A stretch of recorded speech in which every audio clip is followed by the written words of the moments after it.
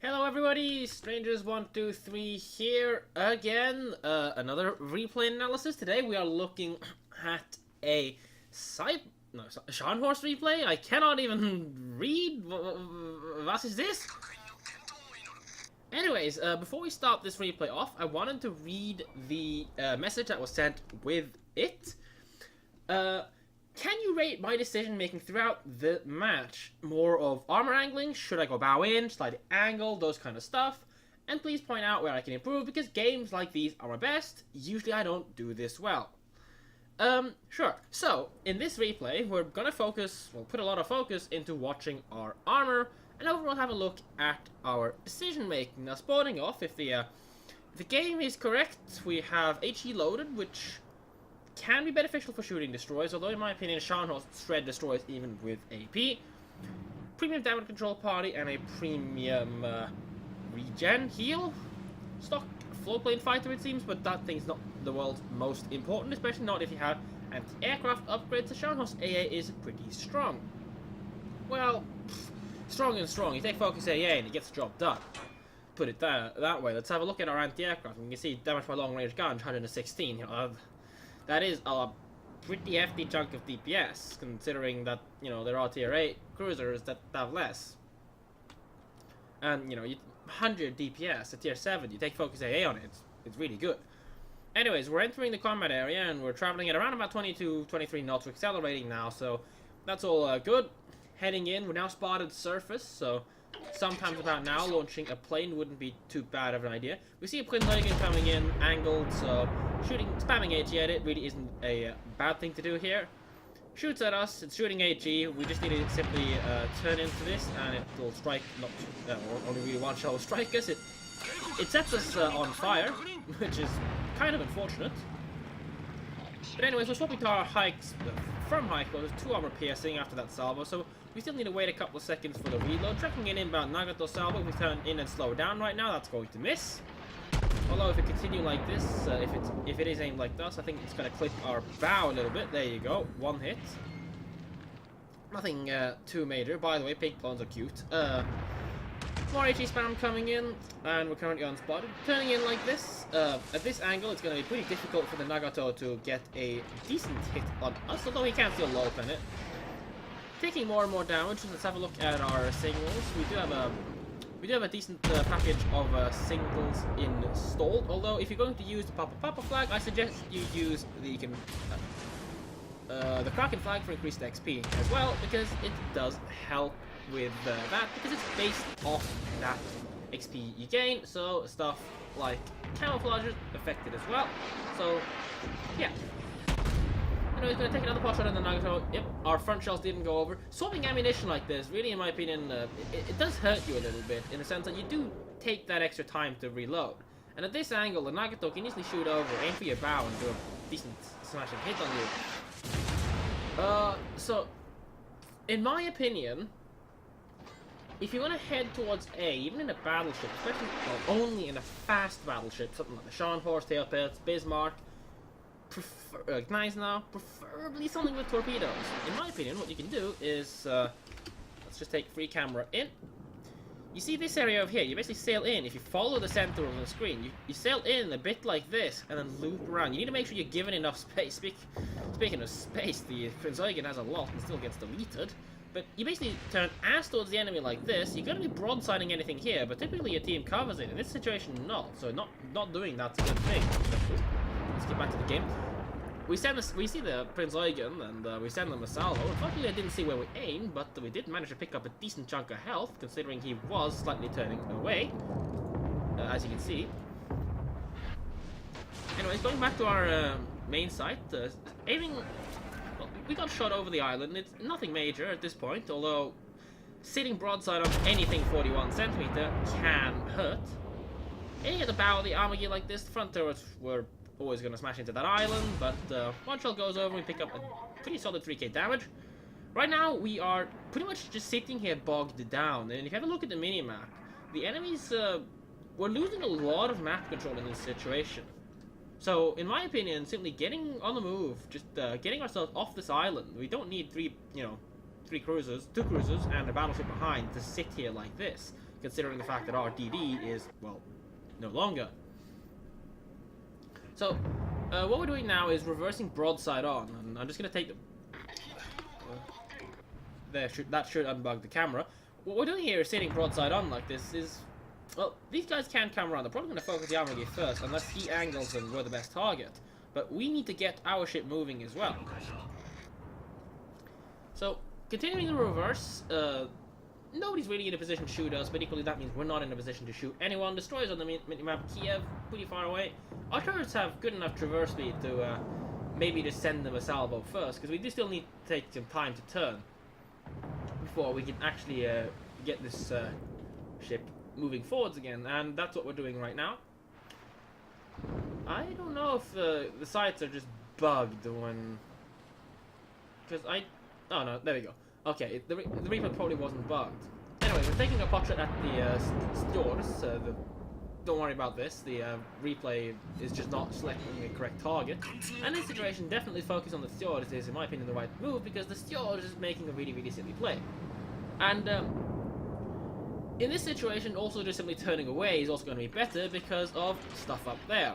Now, it's a Sharnhorse, so it's unlikely he's going to get too much of a devastating smashing hit on us, but by the way, if you notice there, his smokestacks were going a little bit backwards, so the target was reversing. And now he's going forwards again. Getting another Citadel, but leaving him on 10,000 health, but in this case, if you're aware of the Sharnhorse, ignoring him is certainly viable, because there's a cruiser going around, but the angle you're presenting now... I'm just going to stop this here. You originally had this rear turret pointing this way, that lets you basically sail in towards like this. Now, it limits you in the space and time you have, and eventually you have to turn away, or just basically taking free camera again. You're basically sitting yourself, if you follow the mouse cursor, you basically just get in a situation where you just sat like this, shooting at them. Now, the reason why you want to be angled, not like the armor key is right now, as you can see, the armor key is completely broadside on, so well, you don't want to be doing that in the first place, but even if we take his angle a bit better, just because the armor key, in my opinion, here is a good example of this, when you are facing like this, that's what you need to have all guns pointed at the target. But the target is heading this direction. They're not now, they're heading this way, so the turret's current point of aim is not too bad, because they're heading away. But look what's coming. That's some reinforcements, and we don't really, in terms of one-to-one ship combat, we don't have the advantage over them, so the only way to gain the advantage here would be to get really, really good hits on them. So, anyways, just overall, with the faster turning turrets of something like the Sharnhorse, you can easily just angle yourself like this. Now, to be able to fire directly at the steward, if he's stationary, then you need to be angled with your bow pointing at the island-ish, and then your rear turret can fire at it. However, if he's going this direction, and he was, the distance that between the target, that point of the center of mass, if you want, where the citadel, or the frontmost part of the citadel that you can possibly aim at, and the distance between when you need to aim at to lead the target, or I guess you could take degrees of angle difference, is also the degrees of angles of difference your ship can gain towards the target to angle yourself better. Anyways, taking this, okay. There we go. Back into normal speed. The steward just gets the rest of his health wiped away. And now, as you can see, we're able to angle against Nagato as he's running away, exactly like I described. Waiting for Ritter? No. I think that shell was fired a little bit too low and a little bit too short lead. But anyways, the Cyclone's now coming in, and here's, again, why if you had your guns pointing the other way, or already had started turning away like this guy is, you'd be in a better position to engage the armor gear if you wanted to come. But I would still just press 3, have a look at the buy-in, see what his movements are, just to make sure he's not coming in. And, well, there we go. Opening up the armor gear broadside, 7.5k damage, certainly not bad, but now again, like you see, our angle in relation to him isn't that great. The armor gear is very good ship at running away from you, even the stock hull. We're unlikely to be able to get a citadel on him, and like this, sitting stationary like this in the water, you can easily take a lot of damage. The armor gear underleads it, aims it, so most of it struck the belt and didn't do too much.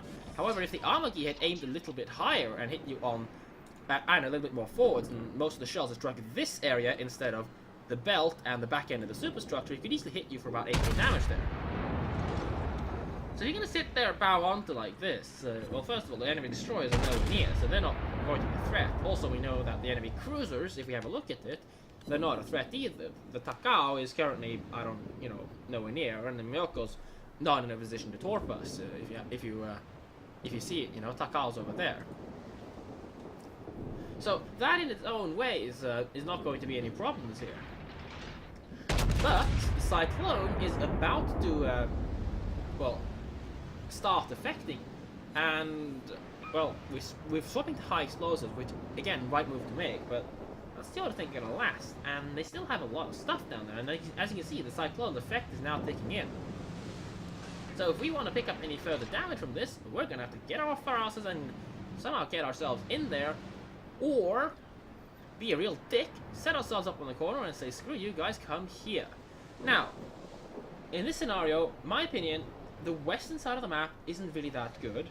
We're capping B with a crew div going down the mid, and we're heading into A, and this is the right move to be making, because pushing down the west gives our team no real benefit.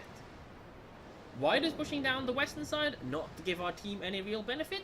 Because we can't get anywhere from there. The enemy still has a battleship in C. The destroyer was somewhere around that sector of the map as well. Well, he's most likely contesting the Charlie side of the map. Speaking of battleship, the North Carolina gets knocked out. So basically, all four remaining battleships are on our side of the map, and our carrier is looking for a strike on them. Let's see what our carrier is. Yeah, it's a Hiryu. Should have figured. 2 torpedo bombers and a dive bomber in the back. But he does find these battleships, all 4 of them clustered up like that. Well, you can't actually see a strike outside of this, unfortunately, but I don't think it's going to be an effective one.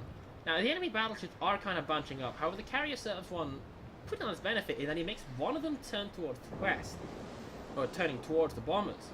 And once we go around this corner, we're going to be in a position to engage. Oh, the Kiev, which was on C running our way, has now showed up here.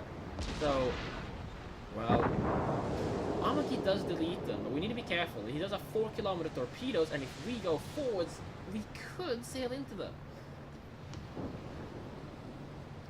Anyways, so it'll be, thanks to Amaki, congratulations on taking down the Kiev. That was definitely a valuable kill to make. However, we're sitting here bow on, and oh, hey, Brian. That's not going to be too major a problem. His guns aren't even pointing our way right now, but in my opinion, if you want to make an engagement, I personally prefer being more mobile. Of course, that's going to be a difficult task to make. Well, I was kind of lucky. The one that went into our front just struck into the belt. But as I was saying, you need to be kind of aware in this situation that you're probably going to be pushing into a lot of stuff if they're coming your way. Anyways, our secondary is open fire on them, and I think we're looking to click on the plane or aim at the Scharnhorst, and now all of a sudden, it's not looking too great. Now, the Scharnhorst is angled, so fuck him. The Bayern's angled, so well, fuck him too. And the Scharnhorst is unangling itself somewhat, so we can actually start dealing some decent AP damage here. However, our secondaries are in range on the Bayern, so personally, I would just load this AG and spam down the Bayern. Amagi secondaries are also focusing on the Bayern, so send this next armor-piercing salvo against the Scharnhorst. I wouldn't worry too much about trying to, about his angle or anything. Just simply trying to focus a single target ship down. And, well, he's in range torpedo, so continuing the reverse is good. Triggering the heal now, good choice. Still getting AT spammed right now, so using the damage control party is up to you. However, with the threat to torpedoes, I honestly would hold them, since the Scharnhorst is now getting further into torpedo range. Unfortunately, I think we had the Bayern locked there on me. And, well, unfortunately we are unable to find a hit on the Scharnhorst. Certainly could have been beneficial, because our Amagi is now most likely going to die. And if we had been in this situation on the move, we could have already fired one side of torpedoes at them, and maybe held the other with reserve. Anyways, the Scharnhorst has fired starboard side torpedoes. So now it's going to be, well, very interesting. We cannot let him turn around. If he turns himself around, he's going to be in a position to fire. Never mind, he sent on the swords, which is a very big misplay on the enemy Shan horse. Because he could have simply just contested into our bow, gone forward, and torpedoed us off the face of the earth. But hey. Anyways, the Shan horse makes basically the mistake we need to kill him now. He's ignoring us to combat the other battleship that was down there, the Amagi, that's headed that way, and we do pick up the kill. And I don't think that's going to be within 10 seconds though, and Brian knows it. I don't think he's going to sail into this. Now, our angle to the Nagato is okay. However, since we're not moving, we're not able to do anything about it. But our angle to the Amagi is bad. He could easily finish us off right now. And to be honest, all he would have to do is just shoot it over the Bayern. Our heel is almost back online though. The heel manages to take down the Bayern without really threatening us. We trigger the heel and, well, Nagato decides he's one out. I don't think it's going to go over the island. So now we need to fight the Amagi. And this angle we're maintaining right now, I'm going to pause it here, is basically the best possible angle you can maintain against the target. Because if we take free cam and head ourselves over to the Amagi, we're going to have to zoom in on this one most likely. So let's just do that.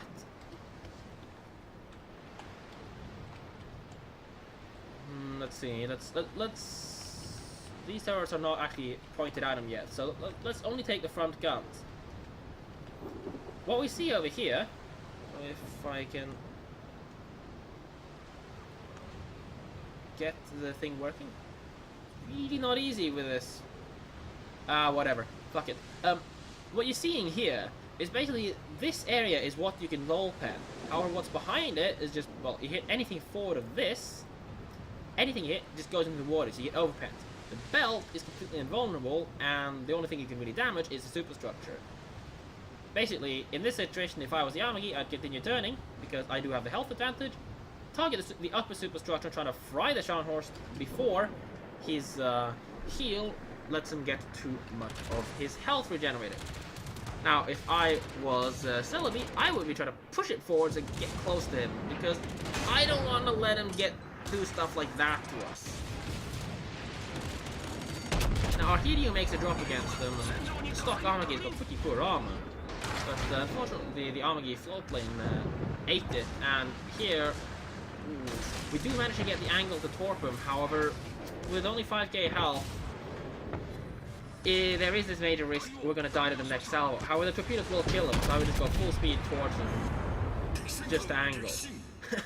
And, well, Nagato-chan manages to eat a torpedo, and we can basically sit here and contest the stern of the Nagato by just fry the stern of the Nagato, and basically run ourselves towards the island instead of trying to angle to increase the time it takes before he's able to fire at us. We managed to pick up a citadel on him. Only a secondary is fired, and that was kind of a surprise, although we were certainly very close to him, and well, we are still alive.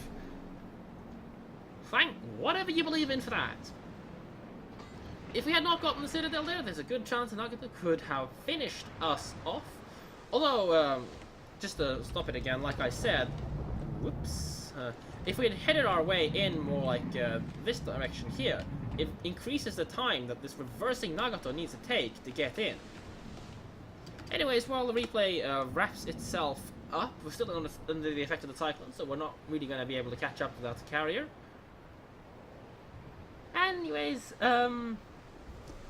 armor angling and decision making.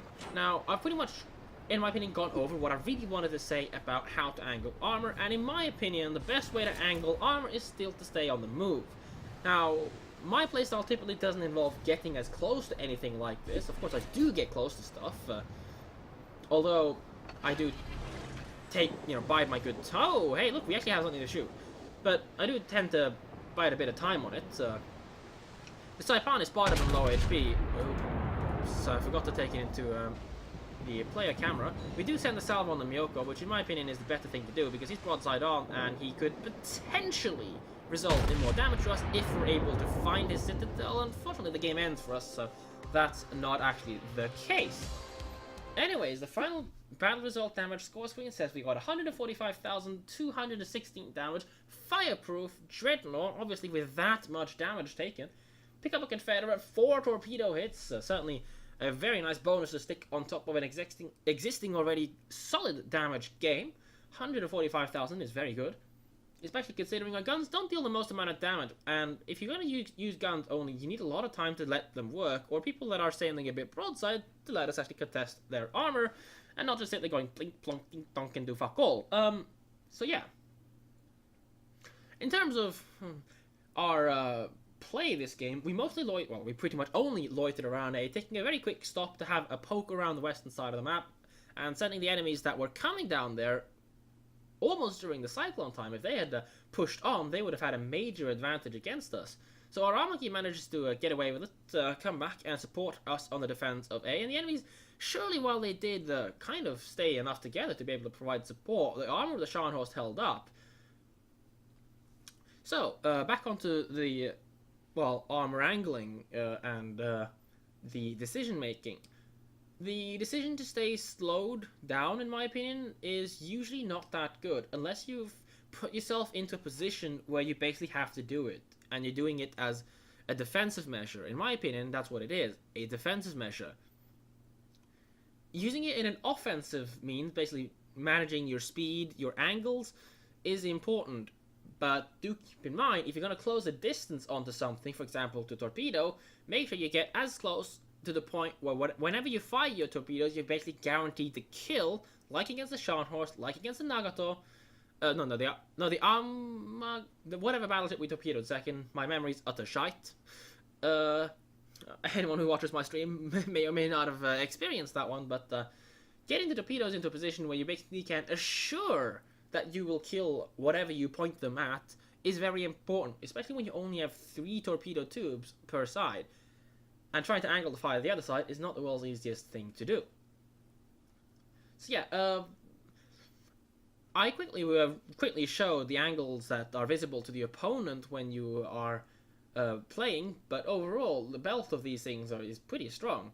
So don't underestimate the belt of these things. However, do be aware that every single ship can be lol-penned pretty much in some position by larger caliber guns. So you're still going to take some damage, and the best way to negate that is to work about 10 kilometers away, where it's unlikely that they're going to really be able to have the accuracy to reliably hit your bow and the superstructure to be able to get the lol pens in, while you can still send a decent amount of shells out. They can still deal a good amount of damage, and your angled belt and deck will absorb a shitload of shells. Anyways, a very quick poke at the detailed results screen. 45,000 damage picked off Armagi, almost 30,000 off a Scharnhorst, 17,000 off a Nagato, which we do Citadel in the end to take down. Managing to pick up 13,000 off the Prince Eugen and 23 off the Stewards, whom we got a couple of Citadels on, and also getting 17k on the buy. And these are basically the enemy ships that were fighting us on this side of the map. We didn't get much fire damage, 481, which basically was just 1 fire per that got instantly damage control partied. Secondary batteries did almost 5,000 damage, a little nice bonus, although the fires, well, you can always argue the, hey look, my secondary set something on fire, he damage on it, why don't I HE it down thing, and HE does, the fire damage does stack up quite nicely. So if you do have secondaries, especially from 2 ships, although the Armagi secondary batteries HE spamming is quite weak, you only have 8 barrels of 12.7 shooting on each broadside, because you have the 14 or 15.2 or 15. I think the 14 centimeter cannons, the casemates, all large caliber casemate cannons except those on the Mikasa. And no, I'm not counting the US ones because they do not equip anything larger than the 5-inch 127mm in their casemates.